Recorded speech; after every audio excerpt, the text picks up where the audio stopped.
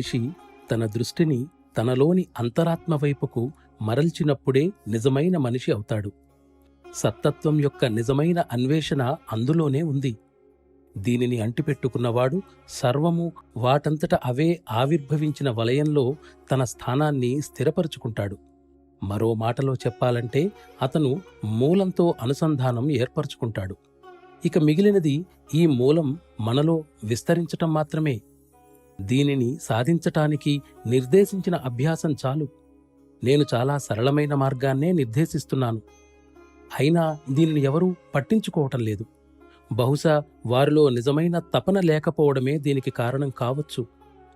తపన సృష్టించబడిన తరువాత లక్ష్యాన్ని సిద్ధించుకోవడానికి ఎంతో సమయం పట్టదు.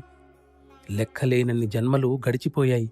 అయినా మనకు ఇంకా మన మాతృభూమికి తిరిగి వెళ్లటం సాధ్యం కాలేదు.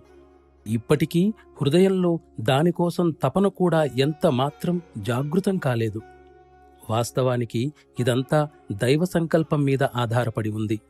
నా శక్తి మేరకు అందించగలిగినంత మేరకు వారందరూ నా నుండి పొందుదురుగాక. వారి తపన ఇంకా అంతకంటే ఎక్కువగా కొనసాగినట్లయితే నాకంటే ఎక్కువ ఆధ్యాత్మిక స్థితిని సాధించిన వారి వద్దకు వెళ్ళమని సంతోషంగా నేనే సలహా ఇస్తాను. నాకంటే కూడా అందరూ ఉన్నతంగా ఎదగటమే నాకు అత్యంత ఆనందదాయకం.